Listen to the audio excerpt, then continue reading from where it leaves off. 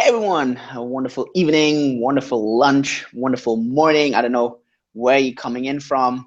It's really great to have you. And we are having this next series of our Bitcoin slash blockchain webinar. But now we're really talking about what other cryptocurrencies are out there other than Bitcoin and blockchain. And even more important, which ones are legitimate so you're not going to get scammed out of your money, because that would be the worst to happen, right? So how can you make this happen? What to look out for? Which ones are there? And well, that's going to be some really nice things. So first of all, when you're coming in, do me a big favor, log into your chat box, drop me a quick line, who you are, where you're coming in from. So I'm not feeling alone here on my webinar. I really get some input and get some questions, and that's going to be really important. What I really love having is I love having a lot of questions, love interaction, because that also gives me the feedback. Am I going the right direction, or are these things that you're not so interested in? Because at the end of the day, it's all really dynamic and fluid, right? It's not about having a stiff presentation. It's really about serving to your demands. And that's what I really want to do over this next hour. Basically, give you a small overview of what you're going to get in this hour. We're going to talk about, first of all, how you can recognize legitimate cryptocurrencies. Very important. Next thing, we're going to talk about which alternative cryptocurrencies, so-called altcoins, are out there that you might be looking into that are relevant. And we're going to look at the market cap of these currencies and look, okay, so which ones are the largest ones, which one make sense. And then we're going to distinguish them, especially on, are there specific use cases, or is there any tech innovation involved in these currencies? And I'm going to give you live all the currencies that I personally have invested in, so you kind of get an idea. Now, really important, nothing on what we talk here in the webinar is any investment advice. I'm not allowed to do this at all. It's really about, okay, how does this work? I'm really passionate about this topic. If you don't know that, I'm a co-founder in 10x. We are a company, let me give you my website so you can look in there. We are a fintech company based out of Singapore, where we work in the blockchain and Bitcoin space. We actually, I'm gonna explain that to you as well. We actually work on a level above all these cryptocurrencies. So we actually working on connecting all of those. And we work with large institutions. We work together with clients, customers, and yeah, we have been in this space for quite some time. And so that's why I'm really passionate about all this. That's why I really want to help you and get you all the insight as well. So, well, it's really awesome to see you all, really awesome to connect, and let's get into the topic. Let's get started. So, as you notice, I have my little writing pad with me. I think that's always really helpful. It's going to give you a good kind of idea what we've been talking about, and you can see me writing here, crypto. Okay, so let's talk first about the three really important things that to me make an altcoin legitimate. First and foremost, and that's by far really the most important point, is the altcoin just means different to Bitcoin. Is the altcoin, is the cryptocurrency open source? And also, is it decentralized? Which is kind of pretty much, I mean, it's not the same thing, decentralized. It's not exactly the same thing, but they're kind of tied together. Now, what does this mean, open source / decentralized?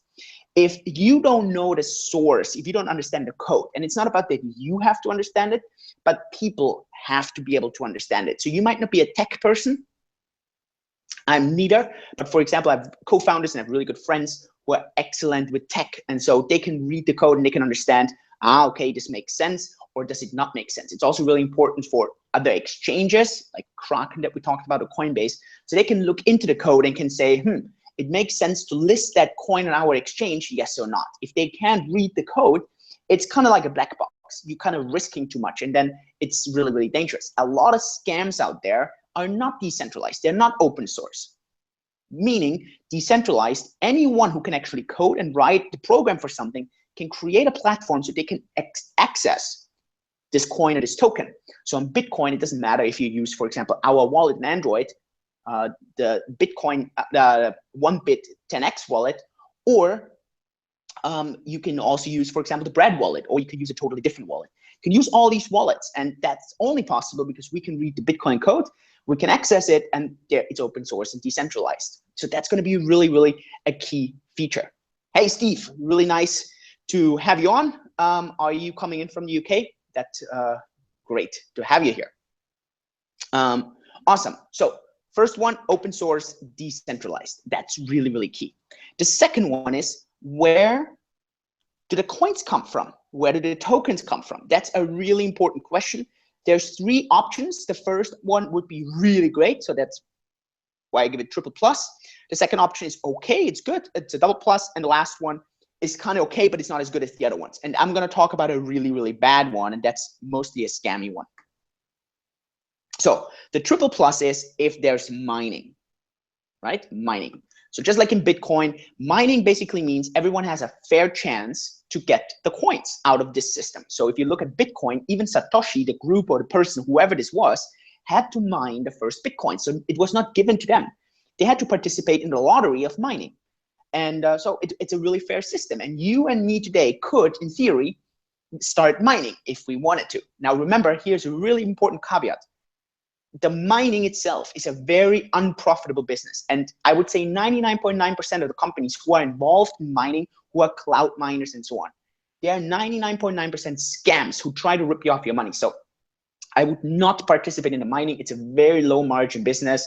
And these companies do not have large profit margins. Because very simple, the higher the Bitcoin price goes, more miners come in, more competition. So it's less likely you win. Same with the electricity prices. So there's always an equilibrium. That's why it's really important. I would stay away from mining. Really important. So if the coins are being mined, that's really great. The second one is if they are offered publicly in a so-called initial coin offering. This is, for example, what Ethereum did, and we're going to talk about Ethereum extensively. And that's also what a lot of startups are doing. We're going to be doing an entire webinar simply on ICOs. That's going to be a really exciting webinar because it's a really great investment opportunity. Now, one thing that's just become a trend, it's not necessarily a hard mark, but it's kind of a trend. If less than 20% of the coins stay with the company, it's pretty good. So if more than 20% stay with the company, it allows a company to manipulate the market price. And that's why you don't want more than 20% staying with the company. Now, again, this is not a hard number, but it's kind of a pretty good rough idea of what you want and what you don't want. And the last one that's kind of okay, but not as great, is the private sale of these kind of coins and tokens. For example, that's what Ripple did and some others did that we're going to be talking about. So for example, Bitcoin has an exclusive mining. These are just some examples. We're going to walk this through. Now, what's going to be a total scam one is if it's totally closed and private, meaning if it's not open source and there's a private sale, so those two together, that's an absolute no-no. So companies like OneCoin or Swisscoin, all these things, okay, they are closed. So that means you can only access them through their platform. Plus, there is no way to get their coins other to buy them from them in a private manner. So you don't know how many coins there are, how they are created, how many more are created. You know nothing. So this is scam alert. Really important, okay? Pay attention to this. The last thing, and that's just what really would be interesting from an investment standpoint, is if you find altcoins that drive innovation, so they're different to Bitcoin, not just a different name, but actually have different tech, and I'm going to point this out to you, and or have specific use cases. That would be really great.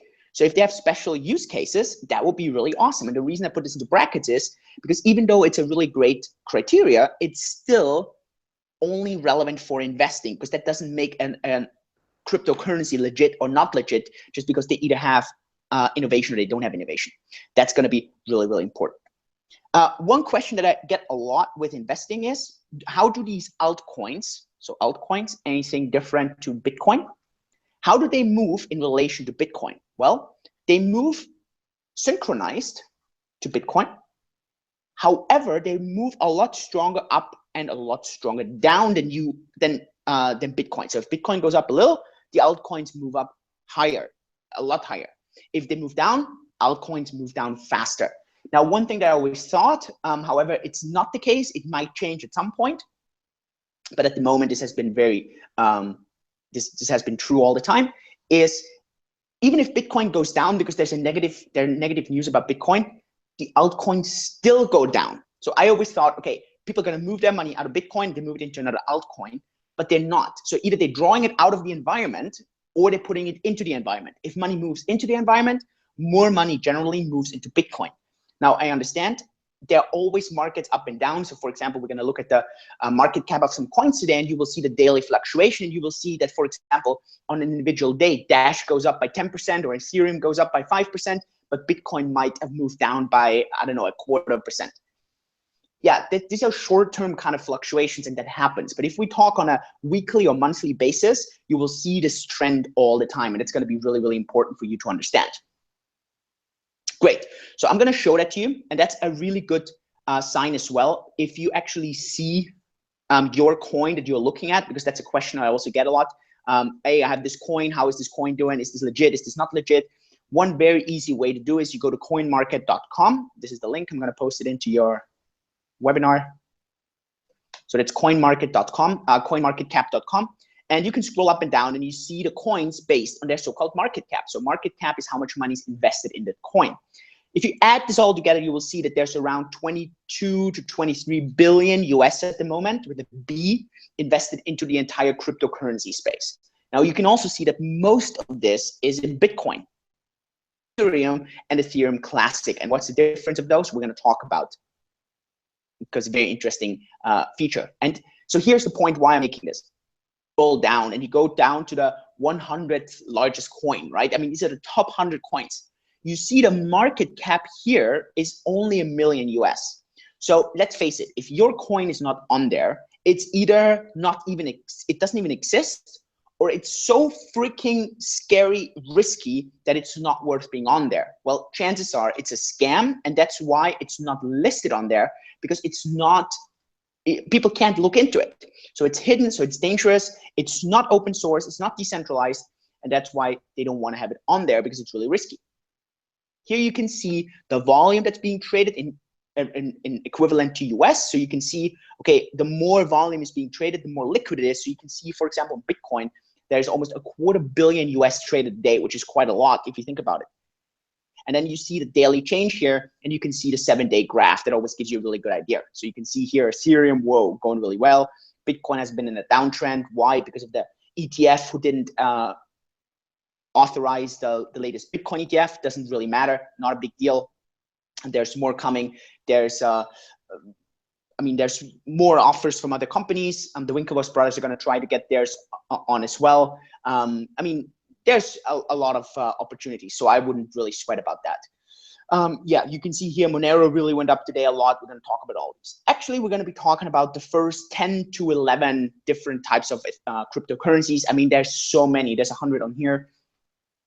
In total, I mean, we are estimating over 2,500 different cryptocurrencies, blockchains, tokens, and so on. And I mean, a lot of them are just super, super tiny. If you look at those, I mean, they're really, really tiny, of course. Awesome. So let's get started. Remember, if you have any questions, you can just post in the chat box, and I'm going to tackle the question as good as I can. So really, really awesome. Let's get started. First one that we're going to talk about are direct alternatives of Bitcoin, right? The direct alternatives. Now, what does this mean? That means there's no innovation and very little different use case to Bitcoin, but these are there, these coins, right? So Bitcoin was created on the 3rd of January, 2009.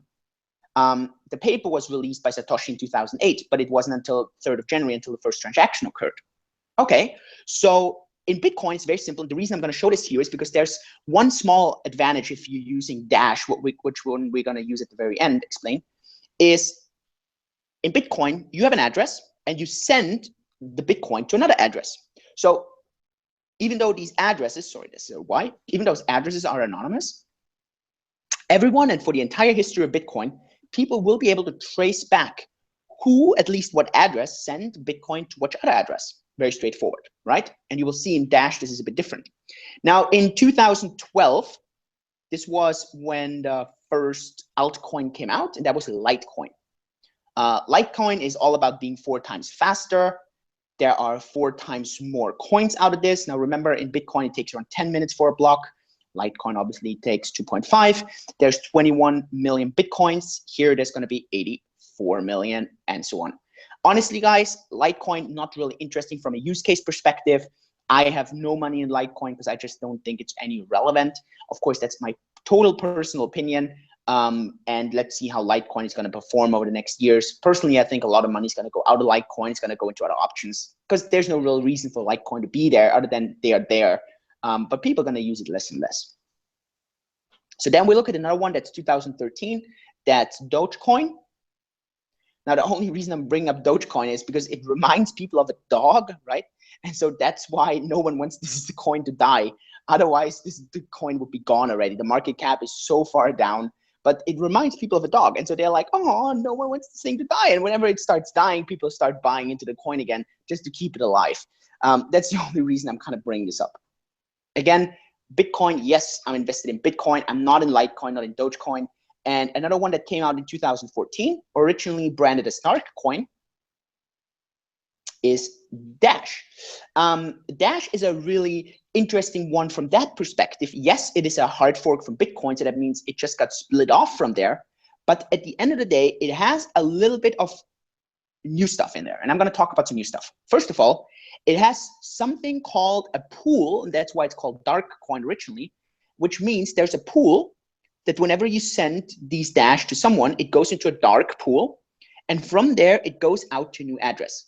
So in theory, no one can trace where the money that address Y got came from because it went into this pool.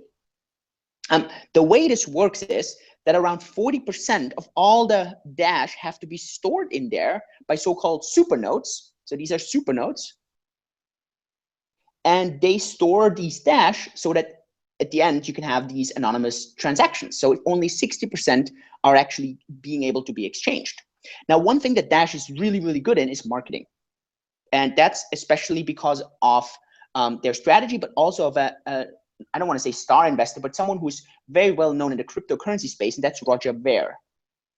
Roger Ver. He has been on a rampant against Bitcoin just because he says that Bitcoin is dying, which is absolutely not true if you just look at the market. And guys, this is really important. I don't care if Bitcoin is dying or not. What I care is the entire crypto ecosystem to survive, because our company 10x doesn't care about Bitcoin itself. We care about the entire ecosystem, as you will see at the end when I explain you quickly what we do with Comet. So that's Dash. Another thing that's really interesting in Dash that none of these other coins have is 20% of their fees are being used for a so-called developer pool of a maximum of 100 people. So they use the fees to employ a group of people that's going to help to develop these things.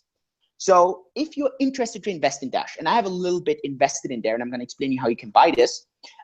If you want to invest into Dash, then you should invest, not because of the anonymity factor, because there's better coins to do that for.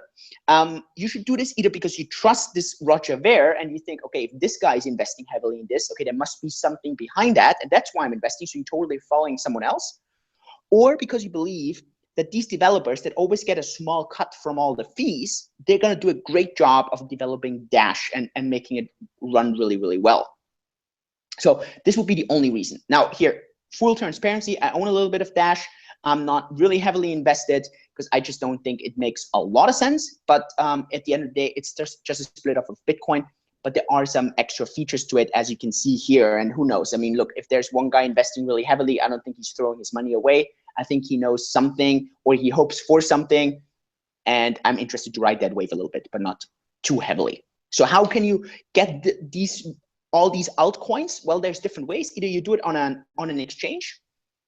You know, the exchange that I advise you to use is Kraken, simply because it's the most professional in my opinion, and you can use it in a lot of places. I'm gonna post in, hang on, I wrote a list together with my CEO of I don't want to say the best exchanges, but some of the exchanges that kind of make sense. Let me post it into the chat box so you can see this in a second, and I'm going to go them through.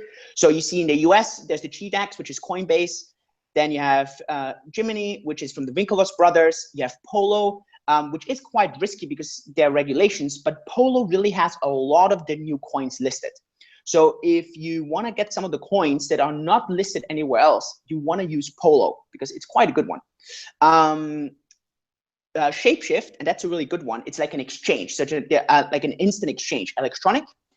You send one type of coin in, for example, Bitcoin, and you can choose to get the other one out. I'm going to show you how that works in a second. The maximum you can use on Shapeshift is 1,000 US, though. That's really important. Then in Europe, EU, you have Bitstamp and Kraken, which is the one that I highly recommend you to use. Kraken does not have Dash. That's really important. But you can use Shapeshift, for example. In Africa, you use BitPesa. In Asia, for example, in Japan, you have Bitflyer. In Singapore, you have Coin. In Hong Kong, you have Bitfinex. In China, it's BTCC. In Thailand and the Philippines, you have CoinsPH. If you're in Australia, you can use BTC Markets. And in Russia, there's BTC-E. Be careful, though, because that exchange in Russia is one of the last few ones that's not properly regulated. So that just brings some danger with it. I would stay away if you can, but it's still an option. Great. One thing I want to show you now is Shapeshift, because I think it's a really nice and easy option if you don't want to use an exchange. For example, you have Bitcoins. It only works with crypto. So you have your cryptocurrencies, and hang on. So cryptocurrencies and Shapeshift. Shapeshift.io. And you can exchange your crypto into another crypto, which is very, very relevant and interesting. So for example, you have Bitcoin and you say, I want to have Dash or I want to have another currency. You can simply get that here. So choose which asset to trade. So you say, okay, I want Bitcoin. I have Bitcoin and I want, for example, Dash. So you click on it and you say, okay, Dash. Then you say continue. And then it says, okay, what is your new Dash address? Where do you get your Dash address? Well, it's very simple. You can go to cryptocurrency CoinMarketCap, click on Dash, and you go onto their website. And then it will give you a lot of options where you can get a wallet, and with a wallet, you're gonna get your address. And since it's decentralized and open source, you're not only gonna you click on Get Dash, you're not only gonna get one option and one central source, but actually you can get all wallets. You can get a lot of various providers. So for example, let's say I'm an OS X, I'm on Mac, so I can see here for Mac, there's 3 different wallet providers. On mobile, they also have 3 wallet providers, and then I'm gonna get my address from them. And I could just say, okay, this is my Dash address. Okay, I'm sending voxels right now. Somehow I changed something wrong. It doesn't matter. Wait, let me go back. I'm gonna go to Bitcoin. So here's Bitcoin to Dash, quick. So here is my Dash address, and this is my Bitcoin refund address in case something doesn't work. And that's how we can exchange those things. Very simple, super fast, takes around 5 to 10 minutes, and works really, really well. Just to give you a bit of an idea how you could use this. Okay, so